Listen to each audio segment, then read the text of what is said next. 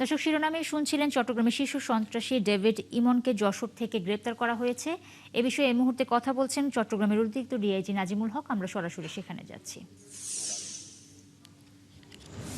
ঝিকুরগাছা, যশোরের একটি থানা ঝিকুরগাছা, ওখানে ধুমধুমপুর জায়গা থেকে তাকে গত রাতে আটক করে। আচ্ছা, সে আসলে মানে পালে যাওয়ার উদ্দেশ্যে কি ওখানে যাচ্ছিল নাকি মানে আরো অন্য কোনো আত্মগোপনে ছিল? তার এছাড়া আসলে ওই দিকে যাওয়ার আর কোনো কারণ আমরা দেখছি না। আর একটাই উদ্দেশ্য হতে পারে তার ভারতে যাওয়ার, কারণ এই ঝিকুরগাছার ধুমধুমপুর থেকে বেনাপোল বর্ডারটা খুবই কাছে। তা আমরা অনুমান করছি সে ভারতে যাওয়ার জন্যই গিয়েছিল। পরবর্তীতে আরো বেশি আপনাদেরকে ব্রিফিং করবে চট্টগ্রাম জেলা পুলিশের পক্ষ থেকে, আপনাদের বিস্তারিত জানাবে এবং সবকিছুই আপনাদেরকে প্রেজেন্ট করবে। চট্টগ্রাম কখন আনা হবে?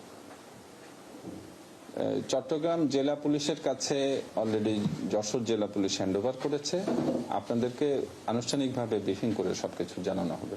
আচ্ছা, তার অপরাধ জগৎ সম্পর্কে মানে আপনাদের কাছে কি কি তথ্য আছে?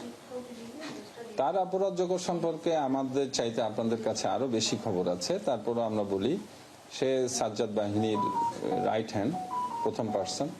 সে অতীতে বেশ কিছু কিলিং ঘটিয়েছে এই চট্টগ্রাম মহানগর সহ গ্রেটার চট্টগ্রামে, এবং তার বিশেষ বিশেষ বাহিনী আছে। সে বাহিনীর ভিতরে ভারী অস্ত্র থেকে শুরু করে বিভিন্ন ধরনের অস্ত্র আছে।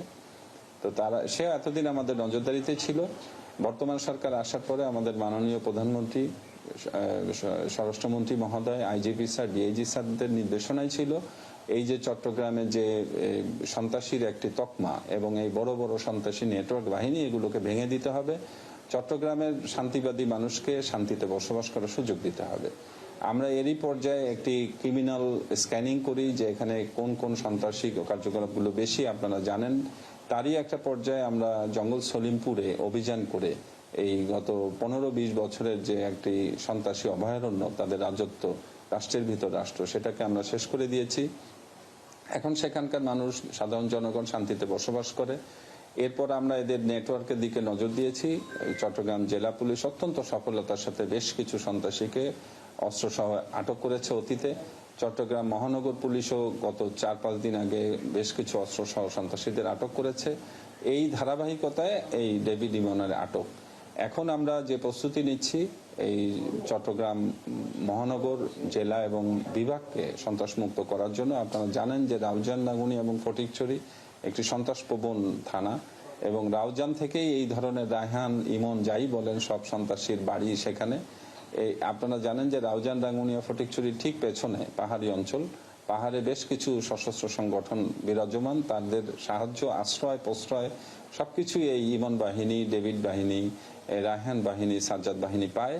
তো আমরা ওই চেইনটা কেটে দিতে চাচ্ছি, যার জন্য আমাদের একটা প্রি পুলিশিং প্রস্তুতি চলছে। আমরা এপিবিএনের 4টা ব্যাটালিয়নের ওখানে বসানোর পরিকল্পনা আছে। আমরা পরিকল্পনা প্রেরণ করেছি, আশা করি এটা হয়ে যাবে।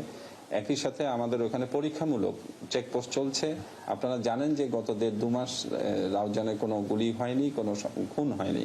এর একটাই কারণ, ওখানে একটা পরীক্ষামূলক চেকপোস্ট চলছে। আমরা এই ধরনের চেকপোস্ট 3 থানাতেই দিয়ে দিব। আমরা সেখানে ফেস ডিটেক্টর, আমরা এআই প্রযুক্তি, সিসিটিভি ক্যামেরা দিব। যে কোনো সন্ত্রাসী ওখানে প্রবেশ করলে সেই ক্যামেরা ধরা পড়বে এবং আমরা বুঝতে পারবো। ওখানে চলাচলকারী সকল ভেহিকেল, আমরা ভেহিকেল ডিটেকশন একটি প্রযুক্তি দিব।